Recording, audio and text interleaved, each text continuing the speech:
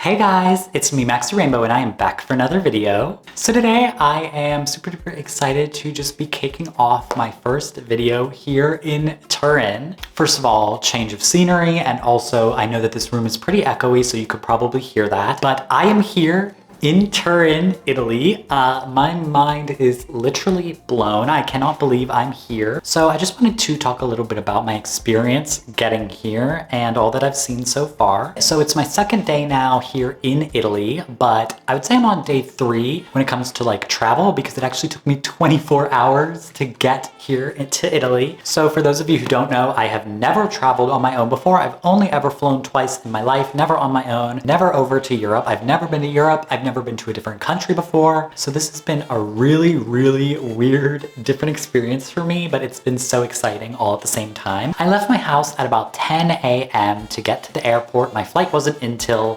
1 p.m., but I didn't know how busy it was going to be in the airport or anything like that. So I got there super duper early. If you don't know, I'm from Pittsburgh, which is in Pennsylvania in the United States. I know a lot of people don't actually realize for some reason that I'm from America. So I had a long journey ahead of me. I got on the plane from Pittsburgh and flew down to Atlanta, Georgia, still in the United States. And from there, I got a plane all the way over to Paris. Now, that flight was delayed, so that flight ended up taking longer than expected, and it caused me to miss my flight from Paris to Turin.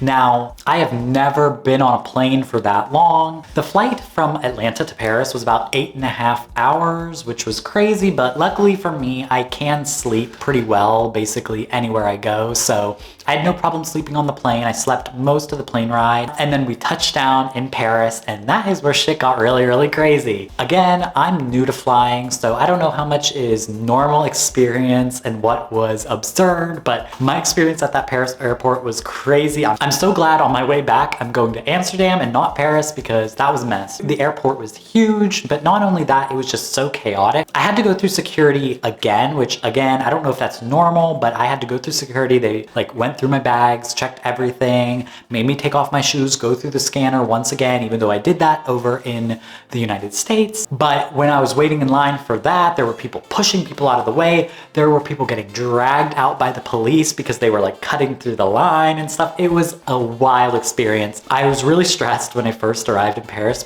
I didn't know what to do because my flight was canceled, but I just asked somebody. Luckily, after like I think 10 minutes of wandering around, I finally found somebody to help me, and they pointed me in the right direction. They really easily rescheduled my flight. Thank God I was actually able to catch a flight to Turin that day. I was so nervous. Like, I've seen it before where people are like, sorry, there's no flights for 3 days. And you're like, oh my God, what do I do? Luckily, I just had to wait 5 hours, which is a really long time, but I was glad that I could get there in the same day. So I rescheduled my flight, and then I went through the security and everything like that. And then the Paris airport is huge. After going through security, you have to take a bus all the way to your gate. It was wild. Once I got there, I slept on a couch for like an hour and a half. Then I caught my flight finally from Paris to Turin, and here I arrived. My Airbnb host was absolutely amazing. She actually had her son come and pick me up from the airport and drive me to my Airbnb. They helped me with my bags because I'm a crazy person and packed so much stuff. I packed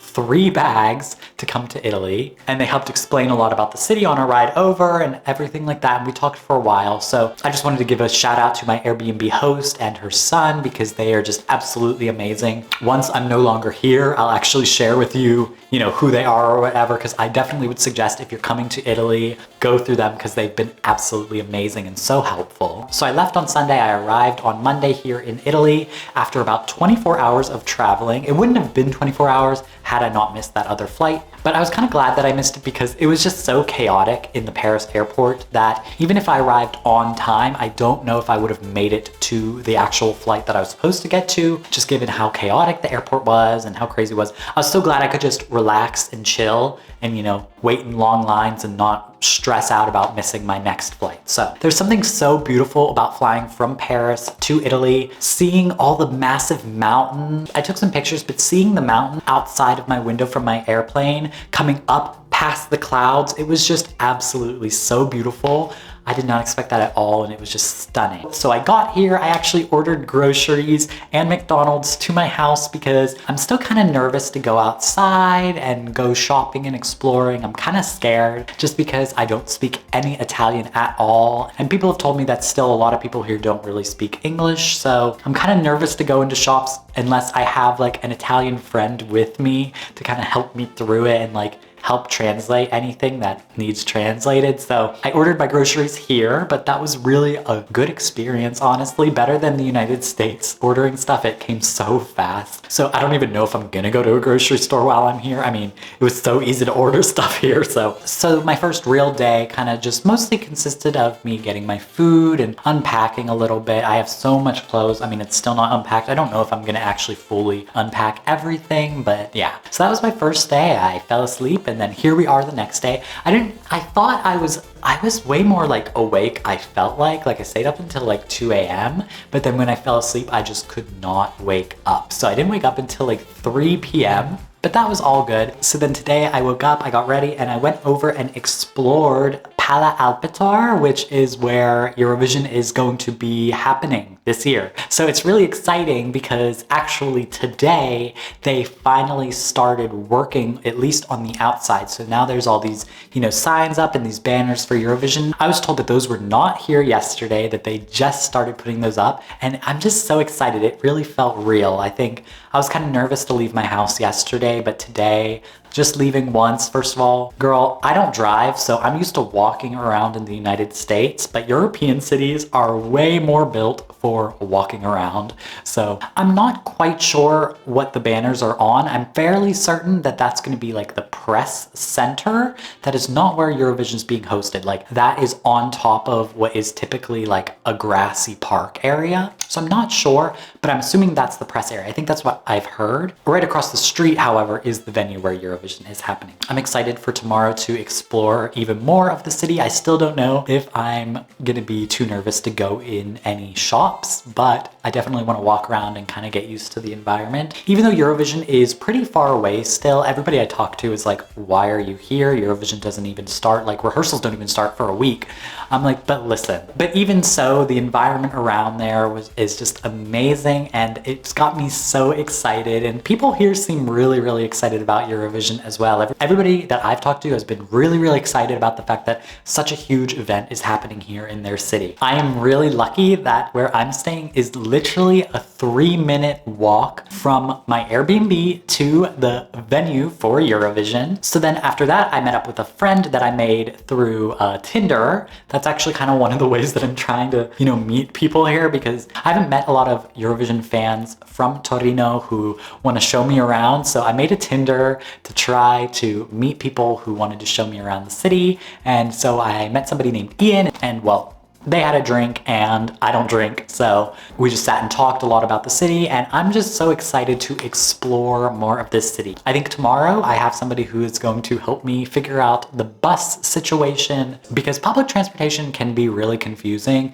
and I'm definitely confused. So everybody keeps telling me to get an app, but apparently it's only available on Android. And of course I don't have an Android, so I can't get the app. If only that would make things a lot easier. But so that is my experience so far getting to Torino. I know not a lot has happened so far. I'm a very introverted person. I'm very shy. I'm here alone, and I'm just not the type of person that, really has the confidence to just go out and explore somewhere on their own. So I kind of have to like work through that a little bit. But a lot of people have been asking me, why I'm here so early.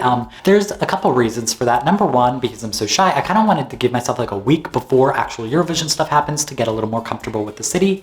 I really don't want to have to stress out about, covering the contest, as well as actually starting to feel comfortable with the city at the same time. Then also another reason is you get a discount on Airbnbs when you book for like a month. So it was actually really inexpensive for me to get this nice Airbnb here. So those are the main reasons. Also just, just to prepare, just mentally, physically, everything like that. So everything's working out so far. I'm very, very excited. As a lot of you guys might know, I did not get the actual press pass for Eurovision, like the physical press accreditation. I did get online accreditation. Now that doesn't really mean too much. It just basically means you can watch rehearsal. That's about it. Because I'm not really a journalist, I don't just cover the contest is not really my intention at all, even with being press. So, you know, seeing the rehearsals and stuff doesn't matter too much for me. It's more about interviews. So I did start the process of scheduling interviews with some artists. I already have some lined up. I'm very, very excited. I have some really exciting things to do with these artists. It's so exciting. It's going to be unlike anything that any other,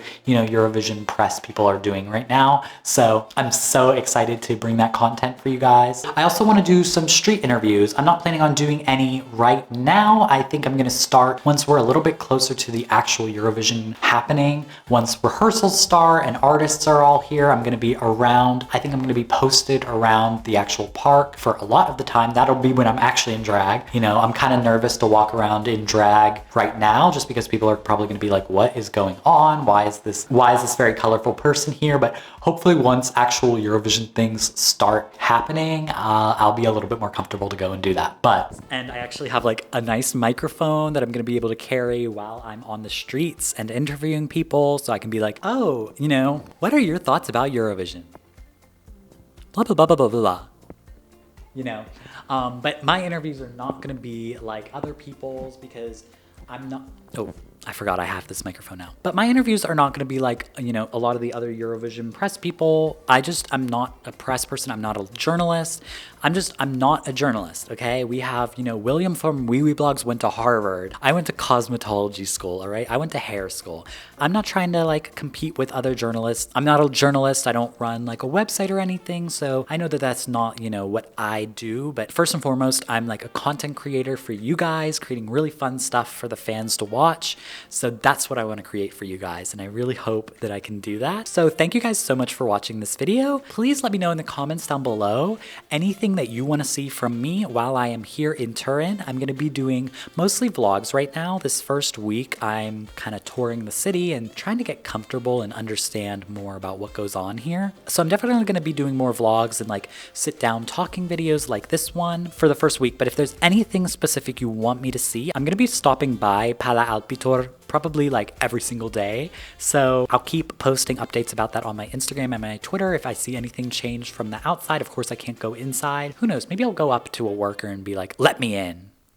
Probably not. But yeah, let me know if there's anything else you want to see from me while I'm here. Let me know any type of interviews you want. Obviously, I'm trying to interview everybody. I've sent messages to every single Eurovision artist and their teams. So it's just really about who gets back to me. But if there's anything specific you want to see me do with these artists, I'm trying to do things that are different. Not just like a sit down interview, tell me about your song.